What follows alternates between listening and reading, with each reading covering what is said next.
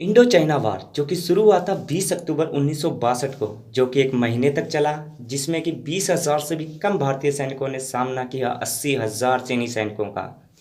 21 नवंबर 1962 को चाइना ने cease fire declare किया और ये युद्ध समाप्त हो गया।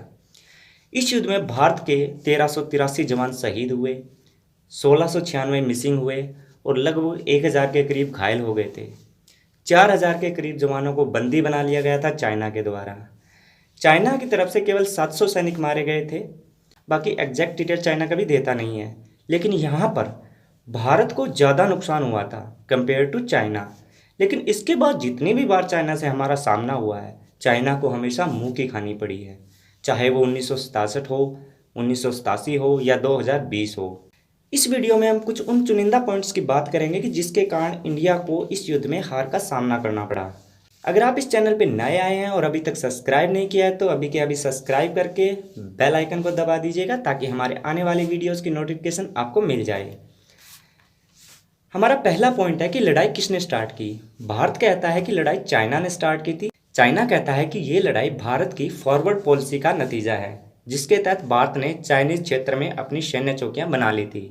इंस्टीट्यूट फॉर डिफेंस स्टडीज़ में लिखे एक आर्टिकल में RS खल्ला, जो कि इंडियन एम्बेसडर थे उस समय इराक में, ने लिखा है कि काफ़ी डॉक्यूमेंट्स हैं जो कि ये प्रूव करते हैं कि चाइना भारत को सबक सिखाना चाहता था, इसलिए उन्होंने 1962 की लड़ाई शुरू की।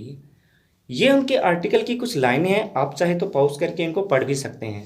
दूसरा जो पॉइंट है कि चाइना ने इस युद्ध की शुरुआत पूरी प्लानिंग के साथ की थी, क्योंकि शुरुआत सभी जगह पर एक साथ बीजिंग के टाइम जोन के हिसाब से सिंक्रोनाइज्ड की गई थी, जो कि IST के हिसाब से सुबह के 5 बजे था। तीसरा जो पॉइंट है, तत्कालीन प्रधानमंत्री जवाहरलाल नेहरू और रक्षा मंत्री कृष्णा मेनन कहाँ थे उस वक्त।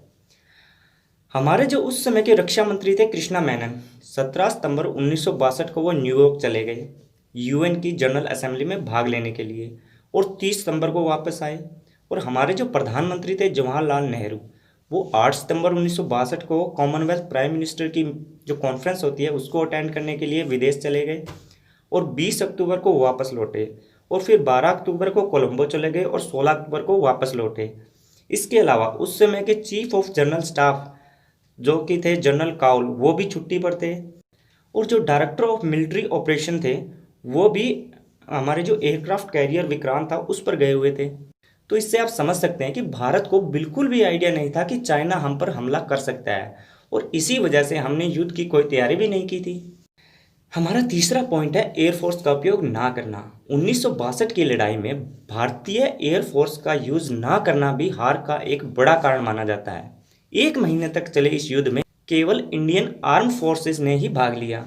Retire air commander Ramesh Phadke ने एक आर्टिकल में लिखा था कि उस वक्त सरकार और सेना के बीच ज़्यादा बातचीत नहीं होती थी। उस वक्त की लीडरशिप की सेना से बातचीत करने की अनिच्छुकता के कारण ही नेहरू को पता ही नहीं चला कि चाइना भारत पर हमला करने वाला है। उन्होंने आगे लिखा है कि उस वक्त सेना ने सरकार के सामने काफ़ी प्लान पेश किए थे। उस वक्त के लेफ्टिनेंट जनरल SSP थ्रोट ने रक्षा मंत्री कृष्णा मेनन को अपने कई प्लान बताए कि बॉर्डर के ऊपर हमें किन किन चीज़ों की आवश्यकता पड़ सकती है, लेकिन कृष्णा मेनन ने उन्हें रिजेक्ट कर दिया और प्रधानमंत्री नेहरू के सामने पेश ही नहीं किए।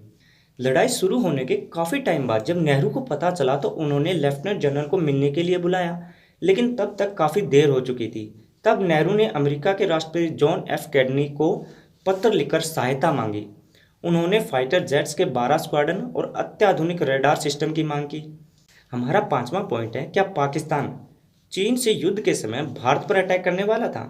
ब्रूस रिडल, एक फॉर्मर CIA ऑफिशियल, ने अपनी किताब JFK फॉरगेटन क्राइसिस में लिखा है कि चाइना ने पाकिस्तान के तत्कालीन राष्ट्रपति अयूब खान को भारत पर हमला करके कश्मीर पर कब्जा करने के लिए कहा। 2015 में द इंडियन एक्सप्रेस में खालिद अहमद ने लिखा था कि अयूब खान ने अमेरिका से कहा कि अगर कश्मीर उनको दे दिया जाए तो वो भारत पर हमला नहीं करेंगे। ब्रूस ने अपनी किताब में यह भी लिखा है कि अमेरिकी राष्ट्रपति ने भारत को $500 मिलियन की सैन्य सहायता देने की भी पेशकश की थी, लेकिन उनकी हत्या के कारण भारत को ये मदद नहीं मिल सकी। इन सब बातों से पता चलता है कि 1962 की लड़ाई में हार का कारण कमजोर राजनीतिक नेतृत्व, सेना के साथ प्रॉपर कम्युनिकेशन का ना होना ही था। ये था आज का हमारा वीडियो। आशा करता हूँ कि वीडियो आपको अच्छा लगा होगा। अच्छा लगा है तो जाते जाते एक लाइक ज़रूर करके जाइएगा। धन्यवाद।